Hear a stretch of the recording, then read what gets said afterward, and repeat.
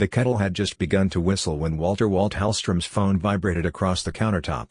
He almost ignored it, just another late-night news alert, he figured, but something in his gut said otherwise. He turned down the stove, picked up the phone, and squinted at the screen beneath the harsh kitchen light. "I'm not coming back. I've met someone else and already moved your things into storage. There was no love, Rachel, or we need to talk. Just that. Cold. Final." Beneath the message was a screenshot of a bank transaction. $126,500 transferred from their shared account to a private one under her name. That wasn't just money. That was a retirement cushion. A house repair fund. A lifetime of careful planning. Walt stared at the screen, unmoving, as the kettle shrieked in the background. He didn't blink until steam began to curl up the cabinet above. He turned off the burner, poured himself a cup of tea, and sat at the tiny kitchen table. The glow from the overhead light settled on his weathered hands. Hands that had spent 3 decades managing risk, identifying fraud, and protecting clients from financial ruin. He was 56 years old. A certified forensic auditor with the patience of a monk and the memory of a chess master. And in that moment, he realized that the woman he had loved for 19 years had treated him like a mark. He sipped his tea. It was still too hot. He didn't text her back, not immediately. Instead, he opened his laptop and logged into a banking portal Rachel didn't know existed. Not under his name, anyway. He had opened it after their 5th anniversary, back when she insisted on combining all finances. At the time, he told himself it was just professional caution. Now, it felt like prophecy. There were 3 emails flagged from earlier that day, unusual login attempts, flagged transfer requests, and a password reset inquiry. She was thorough. He'd give her that. She knew how to hide tracks, likely helped along by someone else. He picked up his phone, typed 2 words. "Good luck." Then he opened his contacts and scrolled to the name listed under Sundown Protocol. "Tom, it's Walt," he said when the call connected. Tom Lockhart had been Walt's best friend since college. Now a data analyst for a legal intelligence firm, he was also the man Walt had trusted with a contingency plan he'd created years ago, just in case. It was a mutual insurance policy between 2 men who had seen too many partners get blindsided by the people they loved. "It's time," Walt said flatly. "Are you sure?" She just played her hand. "Now it's my move." After hanging up, Walt stood and walked to the living room of the small condo they'd shared in a quiet suburb of Ashford, Illinois. On the mantel was a framed photo from their 10-year anniversary, a hiking trip in Montana. Rachel was smiling, wind in her hair, her hand laced through his. He should have noticed the distance in her eyes even then. But he had chosen not to. It was easier to believe in love when you were already deep inside it. They had met at a conference for nonprofits. Walt had been consulting for a large charity dealing with embezzlement. Rachel had been leading a wellness retreat sponsored by a lifestyle brand. She was radiant, full of energy and plans. He was quiet, structured, practical. She called him old soul, teased him for color-coding the pantry, laughed when he read investigative reports at night. "I don't need to understand what you do," she used to say. "Just make enough that we can live well." He had. And she had. When she wanted to open a boutique yoga studio, he'd funded it. When she said their condo was too small, he'd agreed to move. Luxury vacations, holistic retreats, wine subscriptions, it all went on his dime, and he hadn't complained. Not really. But over the last year, her warmth had gone cold. More girls' weekends. More trips she said he wouldn't enjoy. "You don't like salt scrubs and silence," she'd chuckled once. "It's not your thing." Calls ended when he walked into rooms. Her phone screen always faced down. And she'd started referring to their finances as ours when spending, but his when it came to responsibility. Walt wasn't blind. Just tired. Tired of seeing everything and saying nothing. But he'd also been planning. Quietly. Carefully. Legally. He had moved assets to LLCs registered out of state. Diversified into hard-to-trace crypto investments. Even held a silent stake in a logistics startup through a trust. Nothing unethical. Nothing illegal. But nothing Rachel knew about, either. The next morning, Walt woke up before sunrise, made a fresh pot of coffee, and activated Phase 1 of the Sundown Protocol. From his office, an unassuming side room with frosted glass doors and a framed diploma on the wall, he executed a precise series of steps. First, he froze the joint accounts. Then, using contacts at his financial firm, he triggered a fraud alert on the $126,500 transfer. His name was on the account. The transfer was unauthorized. Within 20 minutes, An investigation was underway. By 10 a.m., divorce papers were filed. The allegations included financial misconduct and fiduciary breach within the marriage. Rachel hadn't called yet. He wondered if she even realized what she'd stepped into. At 11:15 a.m., his phone buzzed with a new message. "What did you do? I can't access anything. The money's gone. The cards don't work. Are you serious?" He didn't answer. Instead, he drove to the storage unit she'd listed in her goodbye message. Using the PIN code she'd provided, arrogantly assuming he'd want his things neatly boxed, he entered the facility. There were 3 plastic bins labeled Walt. One contained his winter clothes. One had his tools. The third held some notebooks and an old laptop. That was it. No family photos. No gifts. Nothing from his late father. It was as if she had tried to erase every trace of his identity.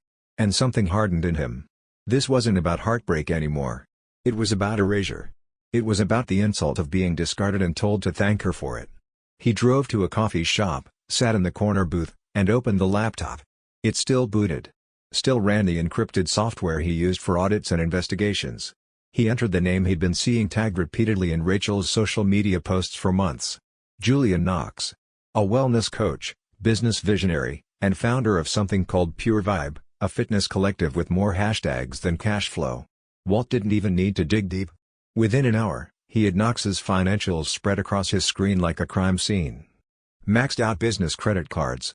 Defaulted lease payments. And 2 accounts where Rachel had begun transferring funds over the past 6 months. He closed the laptop and sat back. Not in anger. In focus. The betrayal was complete. The evidence was clear. And Walt, a man trained in tracing lines through paper trails, had just followed one back to its rotting core. The storm hadn't just arrived. He was the storm. Long before the betrayal, before the bank alert, the goodbye text, the box of stripped memories, Walt Hallstrom had known, in his bones, that he needed to prepare. It wasn't a single moment that warned him. It was a slow accumulation of absences, like bricks stacked carefully in the dark. The way Rachel smiled at her phone more than at him. How she started replacing conversations with condescension.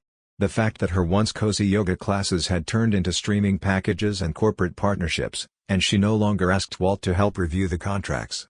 He noticed everything. He always had. It was what made him good at his job. Clients hired him to spot the red flags before they became crimes. To dig deep into data, into invoices, into whispers buried in spreadsheets. He didn't miss details. But when it came to his own life, he had chosen, perhaps foolishly, to believe love was exempt from audit. Until it wasn't. 6 years before the text that ended his marriage, Walt had sat on the porch of a fishing cabin with Tom Lockhart, his longtime friend and unofficial business partner. The sun was dipping behind the Minnesota pines, and they'd just finished a quiet dinner of grilled trout and sweet corn. Tom had said something then that lingered, "Love can go blind, but paper trails don't lie." Walt had nodded. He didn't feel suspicious then, just cautious. But a week later, he began the slow, methodical process of protecting his future from uncertainty. It started with a family trust. Public enough to be ordinary, private enough to raise no eyebrows. Walt named his sister's children as beneficiaries, but retained full control. It served as a perfect vehicle to shift large investments quietly, legally, away from any marital ties. Then came the LLCs, Hallstrom Advisory and Holdings and Oakcrest Logistics. On paper, one was a consultation firm, the other a logistics investment shell. In practice, they were compartments, places to park assets Rachel never asked about. She never once showed interest in how Walt's firm diversified his own earnings. That worked to his benefit. Offshore accounts followed, not in the cliché sense, but entirely above board.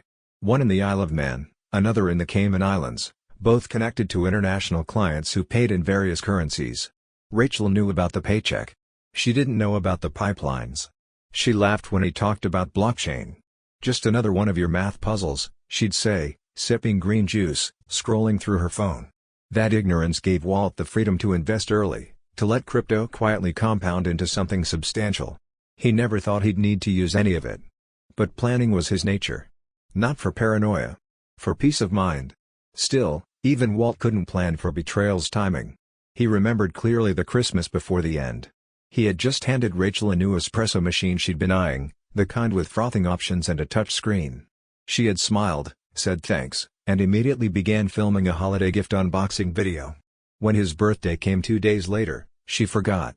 Only after he mentioned it did she offer an apology, along with a designer watch he'd never wear. "I've just been swamped with the studio expansion," she said. He smiled, said thank you, and later that night, finalized a document titled Sundown Protocol, Final Stage. It was a digital kill switch. One press, and all of Rachel's access to joint accounts, credit lines, investment portals, and shared assets would be revoked, or at the very least locked behind fraud alerts. Legally sound.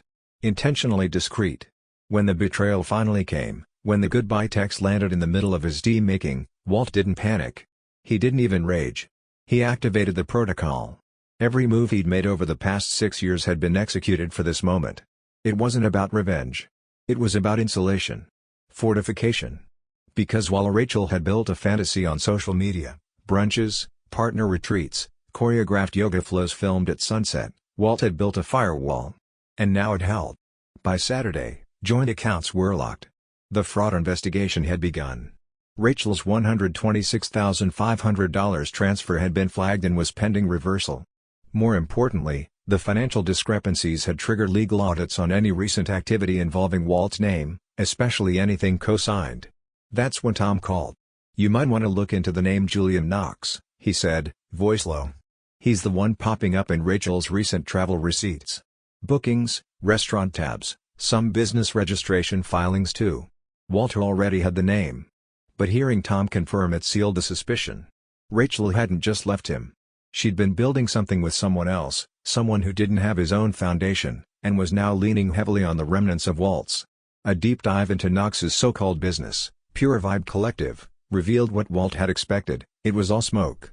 Leasing overpriced equipment, renting out studios in expensive neighborhoods, running promotional events with no profit margins. His accounts were bleeding. But the worst discovery came 2 days later. "Walt," Tom said, after running a cross-check on lending documents, "there's a $190,000 equipment loan from a lender in Arizona, co-signed by Rachel. It includes your marital income declaration as collateral." Walt's breath stilled. "Wait. She used our income?" "Yes. And it doesn't stop there. She also co-signed 3 credit cards, a vehicle lease, and a short-term commercial lease in your name, tied to the yoga studio's registered business address. And she did all this while still married to me?" "Yep. Which means she leveraged your standing to secure financing. For a failing business. And a failing boyfriend. It was fraud. Not just betrayal. Fraud. And it had his name on it." Walt closed his eyes and leaned back in his chair. He felt the click of pieces falling into place, not emotionally, but mathematically. She'd been planning her escape for months. Maybe longer. But she didn't realize he'd been building his escape, too. The next day, he met with his attorney, a sharp woman named Camille Chen who had seen too many husbands unravel under emotional weight. Walt wasn't unraveling. "I want asset protection filed immediately," he said. "Based on this," Camille said, reviewing the documents, "we can argue loan fraud, financial misconduct, and misappropriation. I'll file for an emergency freeze on any property or financial assets that are even tangentially connected to your name." "Good. And the divorce?" "File it." That night, Walt didn't go home. He checked into a small hotel on the edge of town and ordered the cheapest bottle of wine on the menu. Not to celebrate. Not to mourn. But to mark the shift. He wasn't the betrayed husband anymore. He was the survivor with a paper trail. And Rachel? She had no idea what she'd set in motion. The first time Walt saw Rachel again after the message that ended their marriage, she was wearing her favorite color, lavender.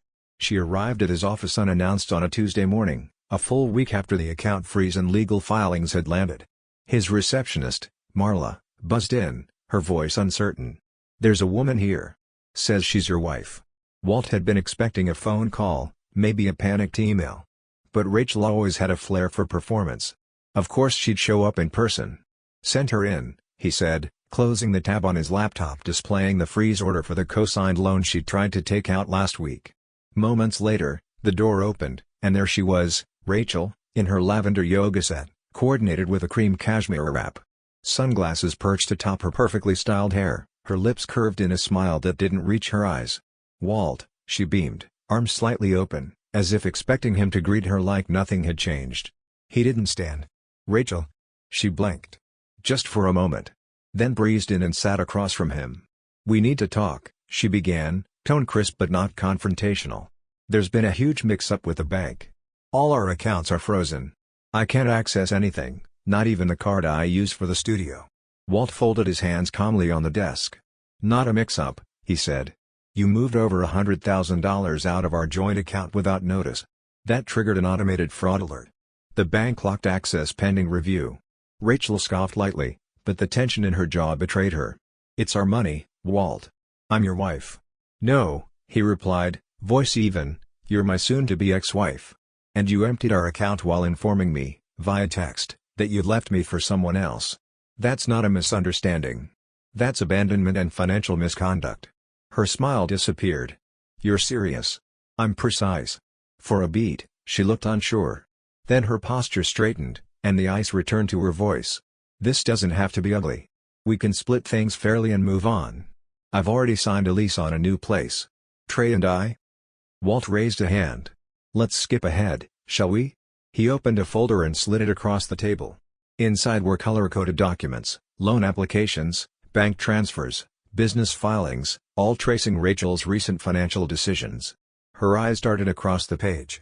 As she reached the signature section of a $190,000 equipment lease, her fingers trembled. You co-signed these loans using my income as leverage, Walt said. You attached our marital assets to a failing business without my consent. She looked up, her eyes wide with feigned innocence. Trey's expansion is strategic, she tried. These are normal business moves. No, he said flatly. These are risky investments made under false pretenses. The bank approved them because of my financial standing. You didn't just gamble, you forged stability. Her voice dropped to a hiss. Are you investigating me? Walt didn't blink. I'm protecting myself. From you. Rachel stood abruptly, palms flat on the desk. You can't just take everything from me. He stood too, slow and steady. You already tried. You just didn't know what I had. She froze. What are you talking about? You think that joint account was all there was? He said. You've seen a snapshot of my finances. That's not the full picture. Not even close. Her eyes narrowed. You hid money? I protected what you didn't value. Her face twisted with something between rage and disbelief. I gave you everything. You gave me rules, he cut in, conditions. You gave me your schedule and your lifestyle. But never your trust. She turned away then, pacing toward the window. When she spoke again, her voice was quieter. Trey's not who you think he is. I know exactly who he is, Walt said. I've seen his ledgers, Rachel. He's leveraged to the eyeballs. His accounts are barely afloat, his investors are pulling out, and without the loans you secured using my information, he's got nothing but an Instagram feed and a leased gym floor. She spun around. You've destroyed him. No, Walt replied calmly. You did that when you built your future on fraud. The words hit harder than he expected. Her breath hitched. Please, she said suddenly, voice raw. I didn't think it would go this far. It went exactly as far as you planned, he said, sitting back down. You just didn't think I'd plan farther. The silence that followed was heavy, filled only by the hum of the air conditioner and the ticking of the desk clock. I want the photos back, he said after a moment. The watch my dad left me. The notebooks. You didn't take much, but you took things that mattered. Rachel looked at him for a long time. I'll send them. Thank you. As she turned to leave, she paused at the door. I never thought you'd fight back, she said, almost softly. Walt gave a small smile. That was your first mistake. She left without another word. That afternoon, a courier delivered a small box to Walt's hotel. Inside were the missing items, photos, the watch, even an old letter he'd written her years ago. No note included. The next morning, his attorney called with good news. The emergency asset freeze had been granted. None of the joint property could be touched. The fraudulent loans would be challenged. The bank was reviewing potential criminal charges. Walt hung up and opened his financial dashboard. Another alert, Rachel had tried to open a new credit line using their house as collateral. Denied. He stared at the screen for a long moment. He didn't feel triumphant. He felt justified. When his phone buzzed again, it was Rachel.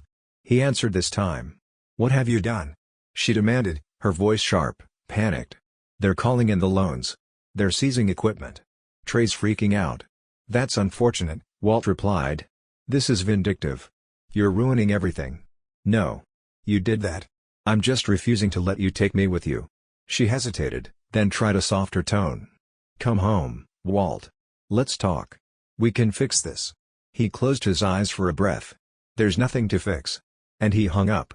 For the first time in years, he realized he wasn't holding back anymore.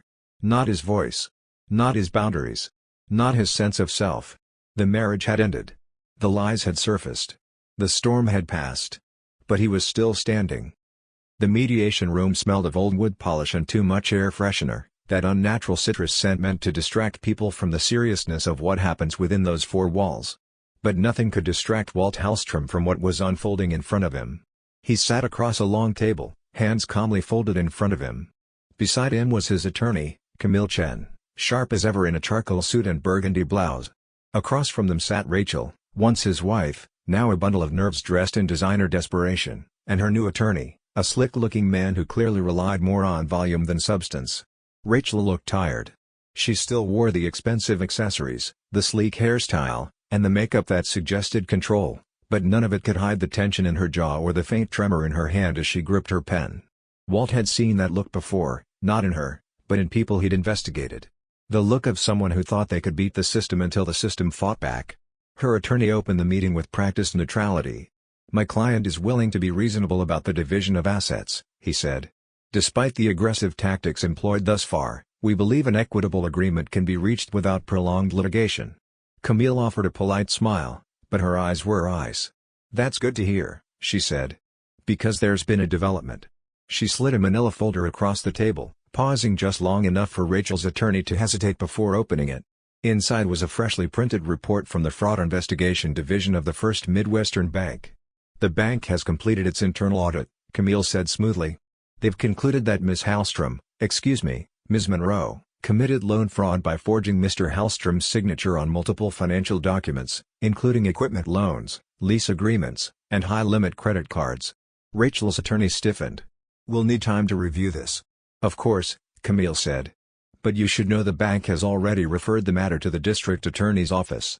Rachel's eyes went wide, the color draining from her face. "Criminal charges?" she whispered. Walt finally spoke. "I didn't report it. The bank did. They have to, when loans are issued based on forged documents. You used our marital status to leverage credit without my knowledge or consent. That's illegal."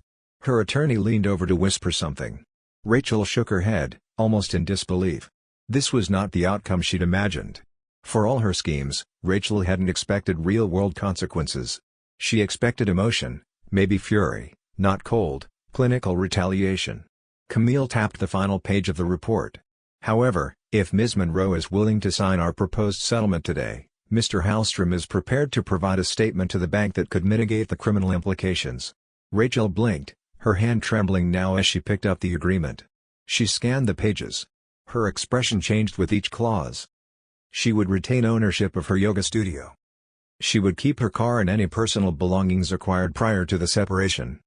She would receive no alimony. She would assume full responsibility for all debts incurred under her name or those acquired using Walt's name without his permission. Walt watched her realize that the studio she fought to protect was the only thing she had left, and even it came with the price of carrying the weight of Trey's failed business ventures. "And what about Trey?" she asked quietly. "His gym." "His gym is not our concern," Camille replied. "Your use of marital assets for his benefit was unauthorized. He is not protected by this agreement. In fact, the bank has already initiated repossession proceedings for all equipment co-signed by you." Rachel's voice was barely audible. I can't believe this." Walt leaned forward, his tone calm but final.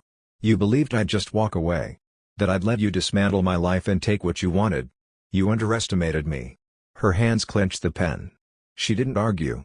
Didn't deny. She signed. The room was silent for a long moment after the final signature was sealed. Rachel set the pen down slowly, like it weighed 100 pounds.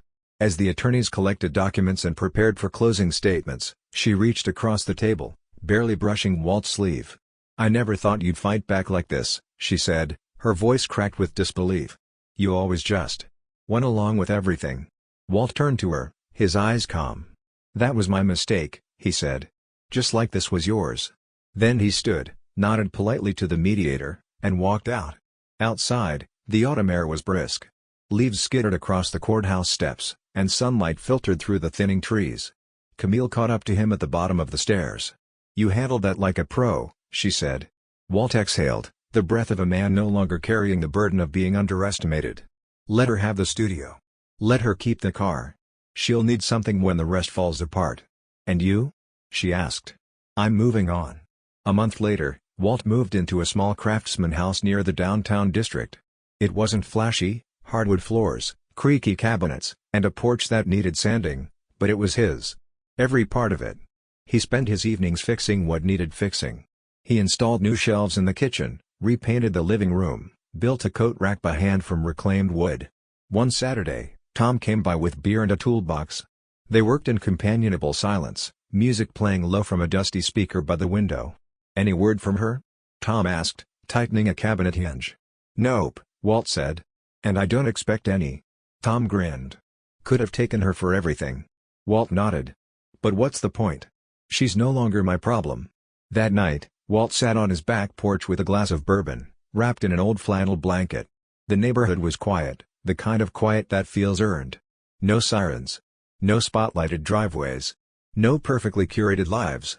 He thought about the last 20 years, the trust misplaced, the signs ignored, the kindness mistaken for weakness. But he didn't feel bitter. He felt clean. Free. The next morning, he called his assistant and told her he'd be taking 2 weeks off. Then he packed a bag, locked the house, and pointed his truck north toward the cabin. No schedule. No agenda. Just the road. And finally, peace. The cabin sat at the edge of a still lake, the kind that looked like glass until you stepped too close and startled a bird or a fish beneath the surface. Walt Hallstrom hadn't been there in years, not since before his father passed, not since the world got loud and complicated and full of unspoken disappointment. But now, the quiet was exactly what he needed. He arrived just after sunset, his old truck kicking up gravel as it pulled into the driveway. The trees whispered with wind, and the air smelled of pine and damp earth. The place hadn't changed much, same chipped paint on the shutters, same creak in the front step, same wobbly dock extending into the lake like an arm reaching out to something bigger. Walt stood there for a moment, watching the horizon melt into deep blue. Then he unlocked the door and stepped into the past. The inside of the cabin was simple, wooden walls, a small hearth, a table with 4 mismatched chairs. A row of fishing rods leaned against the far corner, and a stack of yellowed paperbacks sat on the windowsill, still marked with bookmarks his father had left behind. He dropped his bag near the door and exhaled for what felt like the first time in months. There were no court documents here. No frozen bank accounts. No phone buzzing with texts from lawyers or angry messages from people who knew half the story and still felt entitled to judge. There was just the silence. And the man standing in it. He spent the first few days doing nothing.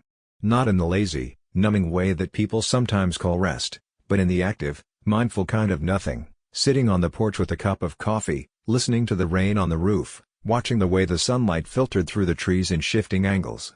He fished. Badly. He cooked. Simply. He slept. Deeply. The first time he woke up without thinking of Rachel or Trey or the bank or the settlement, he almost didn't notice. That was how healing began, he realized, not with fireworks, but with absence. The absence of pain. Of weight. Of dread. One morning, he found his father's old flannel jacket in the closet. It still smelled faintly of pipe tobacco and cedar. He put it on and felt, for the first time in years, like someone whole. He thought about all the years he had spent making himself smaller. Easier. More agreeable. How he had sacrificed clarity for peace, and in doing so, had built a life that only looked like his from the outside. Inside, it had been slowly hollowing out. And the worst part? He'd known. Not all at once, but gradually. Like a sinking boat you keep bailing water from, pretending you'll reach shore before it goes under. He could see that now. In the silence. In the stillness. The lies he told himself were always the most dangerous ones. By the end of the first week, he developed a rhythm. Wake up early. Make breakfast. Walk through the woods.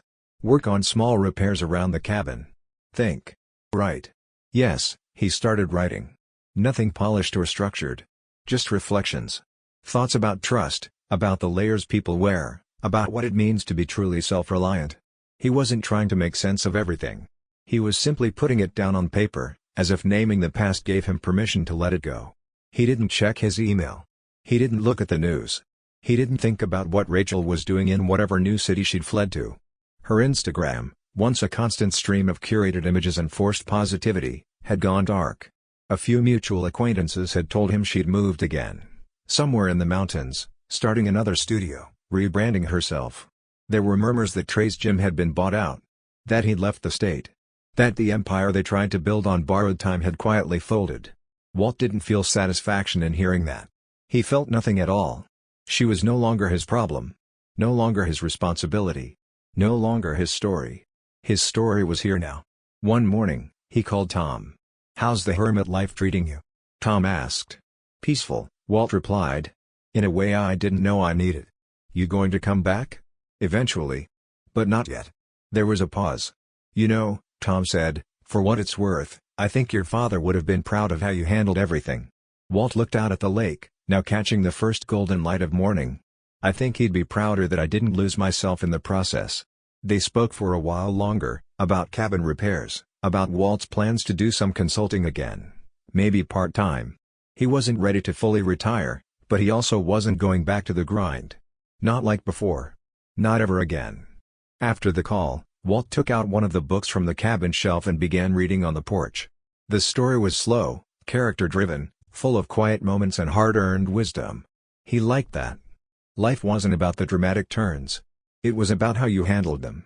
He thought about the man he used to be, the one who always said yes, who smiled through disrespect, who called financial manipulation misunderstandings to keep the peace.